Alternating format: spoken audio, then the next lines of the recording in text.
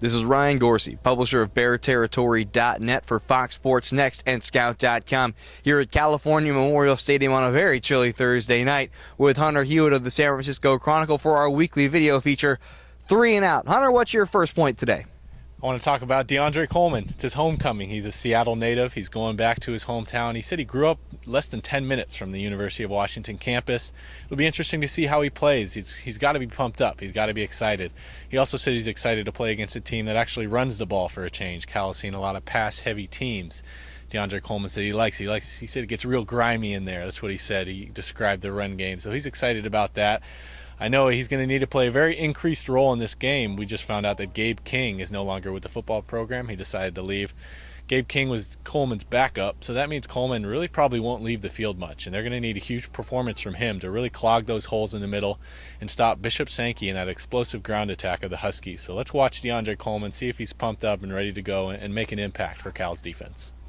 My first point, go to the other side of the ball for Cal, where we've seen a huge shakeup in the offensive line lineup with Jordan Rigsby moving from left guard to center. Chris Borroyo's red shirt will be burned, and he'll be starting at left guard. At left tackle, Christian Okafor will take over for Freddie Tagaloa. At right guard, we're going to see Alejandro Crosswaith and maybe a little bit of Tagaloa, although right now it's looking like Crosswaith. And at right tackle, Steve Moore, really the only guy on that offensive line that's going to be staying put.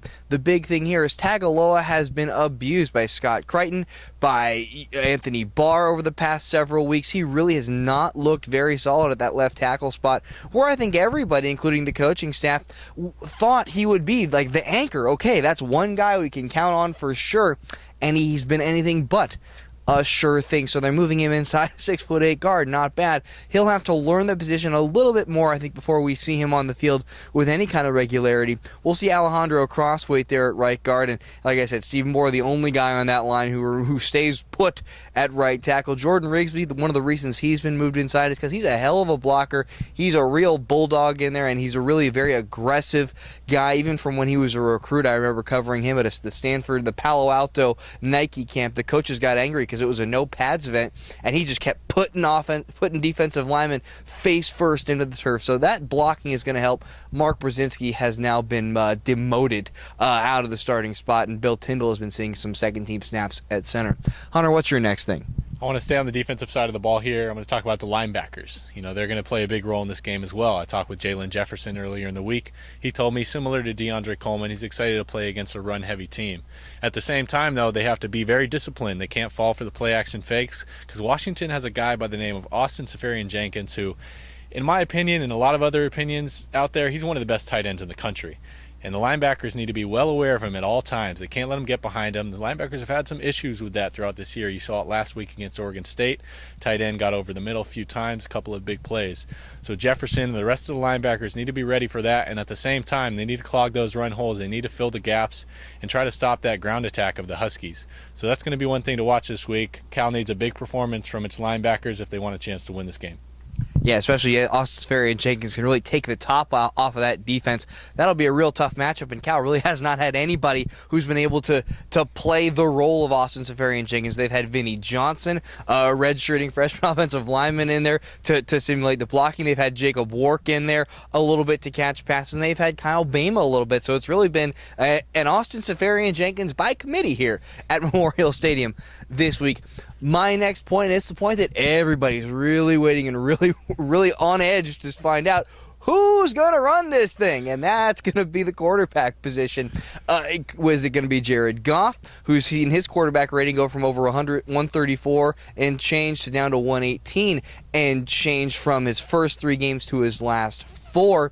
Is it going to be him, or is it going to be redshirt freshman Zach Klein, the big old cannon arm from San Ramon Valley? We'll see whether it's going to be one or the other on Friday this week. Klein seemed to have picked it up a little bit later in practice. A lot of of energy from Klein. One thing I've always said about him, if he's wrong, he's going to be wrong at the top of his lungs. And if he's going to throw an interception, boy, he will really have committed to that throw. Where we've seen Jared Goff be a little tentative. I think, Hunter, you said this during last week's game. He just looks really tentative. He's not really putting everything into his throws. He doesn't look like he's throwing with confidence and with authority. Of course, the feet are chattering a little bit.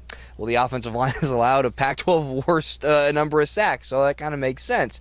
And with a few fumbles thrown in, we'll see. Sonny Dykes said they'll put something out on Friday, so you guys will find out when we find out. Hunter, what's your next point? Regardless of who starts at quarterback, the only way Cal can win this game is if they run the ball better. So you talked about the offensive line. We're going to have a new-look line out there, and that's going to be one thing to watch. But at the same time, the running backs have to produce. Not sure which one it'll be. Kalfani Mohammed will get the start. But you'll also see Jeffrey Copperidge. You'll also see Darren Irvin. It'll be a running back by committee. I don't think Cal really knows which guy is going to have the most carries either. They're going to let them both go out there, all three of them, rather, and see which one has the best rhythm, see which one's be able to get some big gains, see which one can run with the most intensity, which guy is ready for Saturday night. We'll find out then. I don't know which one it'll be either, but whichever one it is, they need to step up and they need to get some big gains on the ground. No Cal running back has topped the 100-yard mark this season in a game. I've said that several times. We're still waiting for it. And if Cal wants to win this game, if they want to win any games in the Pac-12, they need that. They need to get the run game going to take some pressure off whoever's at quarterback. And here's a stat for you. Washington, number 1 pass defense of the conference, number 9 rushing defense. Cal's going to throw the ball, and they haven't been able to run the ball. So that's going to be, it's playing right into the Huskies' hands. My last thing, and I know we've talked about the defensive backs on and off, mostly because they've all been hurt. But finally, for the past few weeks, the defensive backs have actually been healthy. There's actually been some continuity.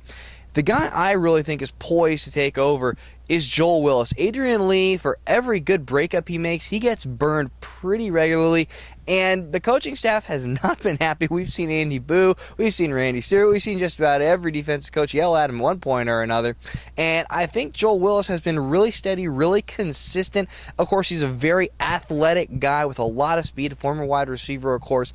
I think we'll see him maybe a little bit more than we'll see Adrian Lee in this game, despite what we've seen on the depth chart with Adrian Lee, of course, ahead of Joel Willis. Finally now, though, consistent guys, a consistent group of guys in the secondary for the Golden Bears, so that's got to be at least some brightening somebody's day somewhere.